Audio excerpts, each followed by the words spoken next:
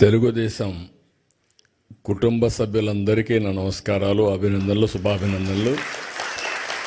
ఈరోజు ప్రత్యేకంగా ఎన్ఆర్ఐస్ అందరూ వచ్చారు, కానీ ఇందులో మెజారిటీ నా లెక్క ప్రకారం 100% ఎన్ఆర్ఐ తెలుగుదేశం పార్టీ కార్యకర్తలే.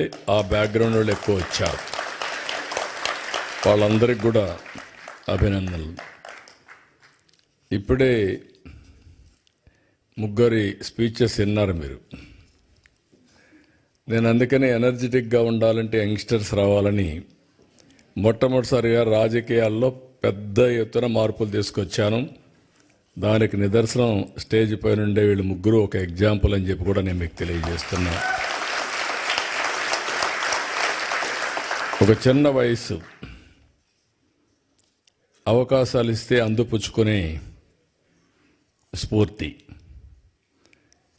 ఇక్కడ మీరందరినీ చూసినప్పుడు ఉదయం నుంచి మాట్లాడుతున్నా, ఎవరెవరు ఎక్కడెక్కడ నుంచి వచ్చారని. దగ్గర 12 దేశాలు ఇచ్చారు, ఇంకా ఎక్కువ ఉంటాయి, కానీ ఇక్కడ ఉండేవాళ్ళు 12 దేశాలు ఉన్నారు. ఆంధ్రప్రదేశ్లో జిల్లాల మరిగా మీరు ఈ దేశాల్లో ఉన్నారు. యూకే నుంచి వచ్చారు. చేలు పైకెత్తండి.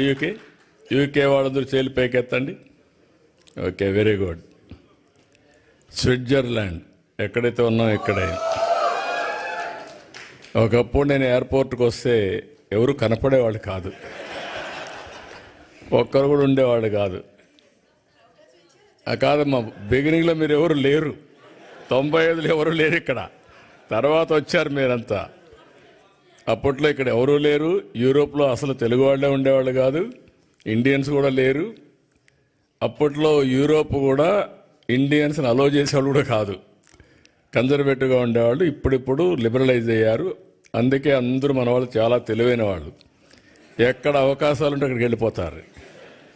అప్పుడు నేరుగా అమెరికాకి వెళ్ళిపోయారు. ఇప్పుడు అమెరికా నుంచి చూస్తే, ఇప్పుడే ఒక మిత్రుడు మాట్లాడాడు, చాలా బాగా చెప్పాడు. బోలెడన్ని అవకాశాలు ఉన్నాయి యూరోప్లో. ఇది ప్రారంభం మాత్రం. మీరు ఊహించనటువంటి అవకాశాలు ఇండియన్స్కి ప్రపంచం మొత్తం వస్తాయి. ప్రత్యేకంగా తెలుగు వాళ్ళు అందరిలో అగ్రస్థానంలో ఉంటారు, దానికి అనుమానమే లేదు మీకు. అయితే అప్పుడప్పుడు నేను మాట్లాడినప్పుడు అనిపిస్తుంది మీకు, ఈయన ఇట్లే మాట్లాడతాడులే, మనం చేసేది ఏముంది, వచ్చాం, విన్నాం, వెళ్ళిపోయి పడుకుందాం అనుకుంటారు. అది కాదు. ఒక పట్టుదలతో మీరు చేయగలిగితే, ఈరోజు నేను ఇదైనా ఒకసారి మాట్లాడతాను. జర్మనీ నుంచి వచ్చారు. చేలిపోతాను. జర్మనీ ఒకప్పుడు మోస్ట్ అడ్వాన్స్డ్ కంట్రీ, ఇప్పుడు కూడా, రేపు కూడా టెక్నాలజీలో. కానీ యూరోప్ మొత్తం ఏజింగ్ ప్రాబ్లంతో మీకు ఎక్కువ అవకాశాలు వచ్చే పరిస్థితికి వచ్చాయి. ఇటలీ, చేలిపైగతని ఇటలీ నుంచి ఎవరు వచ్చారు? కొంతమంది వచ్చారు. నార్వే నుంచి వచ్చిన వాళ్ళు చేలిపైగతండి, మార్నింగ్ కనపడ్డారు. Sweden, Poland, France, Netherlands, Ireland, Belgium, Austria,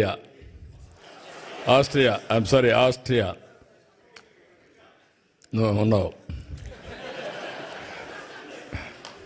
లేకపోతే చాలా కొరతగా ఉంటుంది.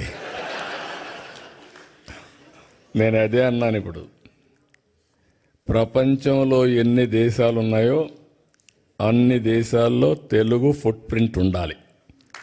అన్ని దేశాల్లో తెలుగు వాళ్ళు ఉంటారు, ఇండియన్స్ ఉంటారు. అది సాధ్యం. ముందు ఆ విశ్వాసం మీకు వస్తే ఇది ఎట్టి పరిస్థితుల్లో కూడా జయప్రదం అవుతుంది. ఇప్పుడే మన వాళ్ళందరూ మాట్లాడినట్టు, నా జీవితంలో ఇన్ని దేశాల్లో మీరు ఉన్నారని కూడా ఊహించలేదు. నేను మీరు వెళ్తారని కూడా ఊహించలేదు. చెప్పాను చాలాసార్లు, ఎప్పుడు మాట్లాడినా చెప్తూనే ఉంటాను. కానీ దాన్ని అందిపుచ్చుకొని మీరు ఇన్ని దేశాలకు పోతే ఫస్ట్ టైం నేను జైల్లో ఉన్నప్పుడు ఎక్కడెక్కడి నుంచో మీరు డెమాన్స్ట్రేషన్లు చేస్తూ ఉంటే ఇన్ని దేశాల్లో తెలుగు వాళ్ళు ఉన్నారా అని నాకే ఆశ్చర్యం కలిగే పరిస్థితి వచ్చింది. అది 1-2 రోజులు చేయాలా మీరు?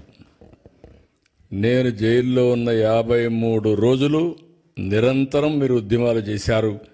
దీనికి నా జీవితాంతం నేను అనుకున్నాను.